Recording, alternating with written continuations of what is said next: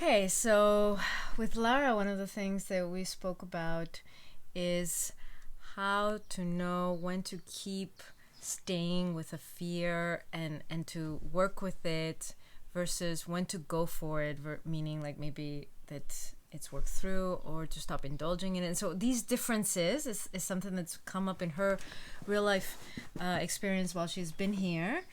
And so she actually wanted to speak about it and share about it, and I believe it's something that all of us on the soul path face, because all of us are going to have contractions, all of us are going to have fears that come up, all of us are going to have wounds that are triggered, and then how to know when is it, so that it's not bypassing, so that pretending it's not there or like bulldozing over it, avoiding it. But then there's also a time to let it go and go for it. So how to make that distinction? So it's a really, in my opinion, like core discussion to have. So I don't know if you want to say anything about what happened, but like how did you get through it? Yeah. So basically, what happened was that I was in a process where a lot of very strong survival fears basically were triggered, and and it was challenging. And there was a certain temptation to just push these fears aside and say, oh, I just go ahead with that thing that I'm afraid of. And it felt like not the right thing to do, because these fears were just like really, there was just a lot of really strong contraction, and it also felt like there were all these small parts of me. If I would just push through, I would push past them, and I guess it would have backfired somehow. The way I put it, it bites you in the ass. Yes, backfired. Yeah. And so I went through quite a process of working with these fears, and and basically until at some point they resolved, and I did take a decision to go ahead with this thing that I was afraid of. And right before I was going to do it, kind of the fear came back. And therefore, the first time I really noticed the subtle difference that in this moment or in that moment, it felt like now it is best to just go ahead and just do it, and then the fear will just dissolve by itself. So there was really this difference in how it showed up. Yeah, you could feel the difference. But maybe some other people, it's like you're so lost in it, right? And so one of the things you said to me was that to be able to go back, between like, approach the fear, be with the fear, and then step out, step in, step out kind of thing. And this is kind of classical trauma work of like you approach, back off, approach, back off, approach, back off, until this space gets loosened up enough and you get closer and closer, and then this unravels, melts, diffuses on its own. And so that is like the theory behind that. But and what I pointed out was to get to that point that you have that choice, that you can make that choice, right? And so the way you had put it is when you're not so identified with it, right? And so in the beginning, when it's coming up, there's a tendency we identify with whatever it is, whatever the trigger, wound, fear, whatever it is, that we're the story, we identify with it. This is real. This is reality. This is real. And so then what? At that moment, then what?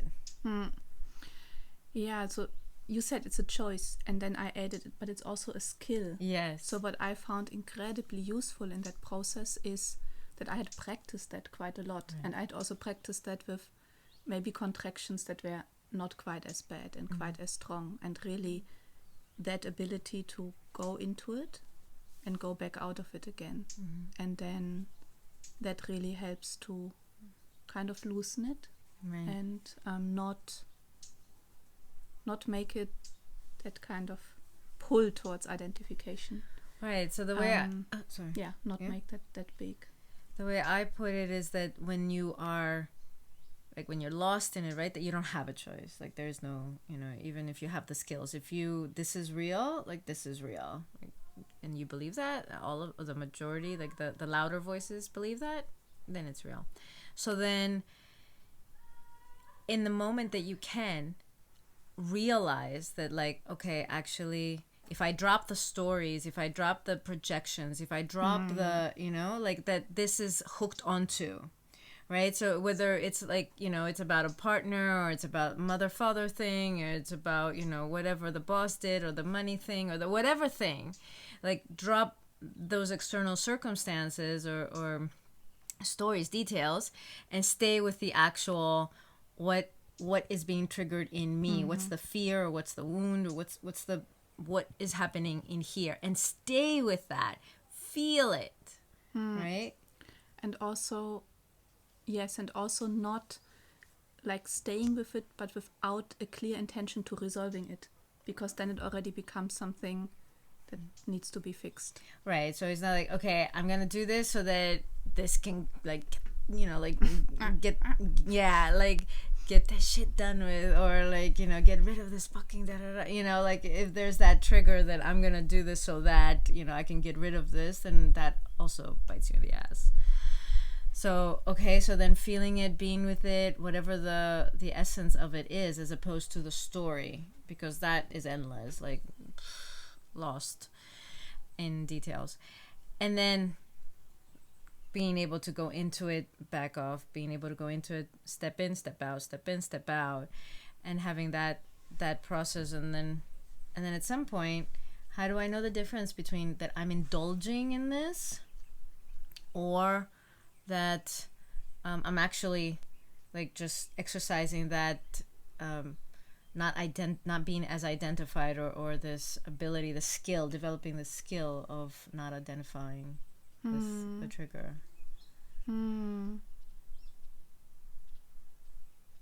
Yeah, good question. I like to me, in that process that I went through, it just, at some point, it was just clear that the identification had loosened. Yeah, for me also, that there's like a shift, like something inside says, like, your back straighten. I'm very physical, so it's like the back straightens up, or the shoulders, it's instead of like the, it's like there's a deeper breath comes. And these are all natural things you don't have to do, and even doing them isn't going to evoke that, that the identification has loosened state of being. But these are telltale signs that your body will give you, that, like, that, okay, and now if I go back and forth, actually I don't have the taste for it, it's like I don't need to, I'm bored, or it's like, that's kind of done. That kind of feeling. And then from that place, going for it. Exactly, because then to me it felt like, oh, that fear, because it's so conditioned to just show up, that maybe it's still there. But at that point, it really feels like the best thing is to just don't give it more attention, and just do whatever you wanted to do, or whatever was difficult to do. Right. Yeah, I agree 100%, because of the conditioning, or because, there's just it's like a habit. This is, I think we're saying the same thing. It's a habit, and it just shows up, or it's still wanting to pull your attention. You're enough out of the story, that those waters, you're not sinking, you're not even, like, chest high or anything, but still, it has been how things have worked for however long, and so that will come up again.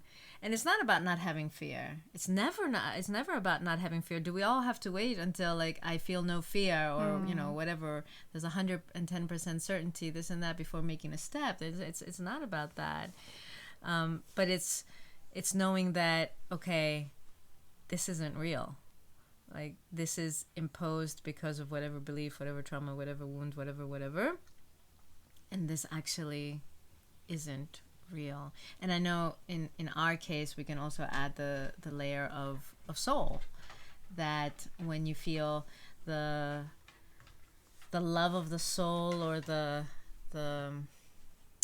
sacredness of the soul, or the purpose of the soul, and again, it's not bypassing the personality, because it's still staying, going through everything we just said, but there's something greater. You're in service to something greater that, okay, now that I can take this step without running over, bulldozing over, or bypassing, pretending it is not there. If I can, now I can take that step, and I want to take that step. I'm willing to take that step because I'm in service to this higher whatever, or this is for love, or this is a soul purpose piece, and that is extremely supportive to have that also. Yeah. And also to note that this journey with exactly what we're talking about right here is a very important part of the soul initiation journey of second degree initiation. And it comes up over and over in so many different ways. And it boils down to this: the fear of death, the fear of not being loved or accepted, and therefore, banished or whatever, basic fears. The fear of hurting others, the fear of going crazy. I mean, there's very, very few basic fears, actually, if it boils down to, keep going, what's behind it, what's at the root.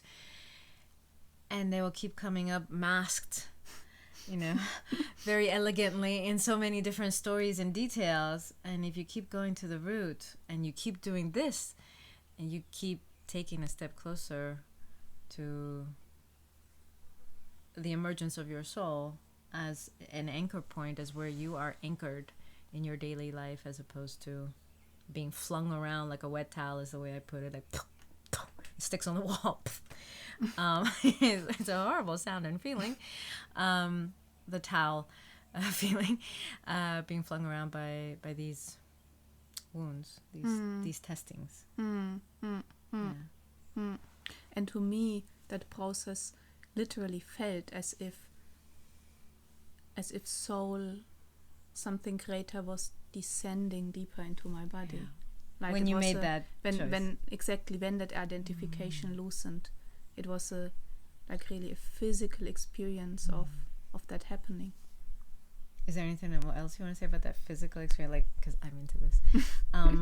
You felt like it was descending into your body. I don't know. Is there anything else that comes? No pressure. Yeah, it's as if it's descending into the base, and what it did to me was like it really it opened up the chest, and it opened something in the crown, and there was a much greater alignment with purpose, and it really felt like a physical thing happening in my body or in the energy system. It is. It really is. The body receives this energy when space can be made. That space is created when the attachment or identification with those fears is loosened, and they're not having, it's like, okay, this is your base and this is like fear set or that trigger, that wound, whatever. When this is loosened and moves out of the way, then space is literally created energetically, and then this energy of soul can descend and has somewhere to be, because there was no room for it before. It is literally like that. And so that was very helpful about the chest and the base and the crown, that so that there's a reference. And of course everybody's experience will be different. So that is the process of soul initiation. Basically, you just got it. And so if at any point you're like, oh, is it worth it? It's worth it. It's worth it to go. It's worth it. Of course. It's worth it. And you cried and you curled up in a ball. Yeah, of course. And it's so worth it. And it's worth it. Yeah. Voluntary suffering. Voluntary suffering, or what's the other way of putting it? I forget right now. But basically that it's by choice, that I choose this suffering because I know, a part of me feels it as suffering, but it's also liberation. And I choose it because this is part of the path, and it's only that part of me that believes it's suffering. But suffering is not like it's real suffering. But complete. So blessings. Hope that you have many, many opportunities to put this into practice, so that you too can feel the liberation and descent of soul into base, and the anchoring of your soul in your body here now on this amazing planet. And that's what Nicola is dedicated to.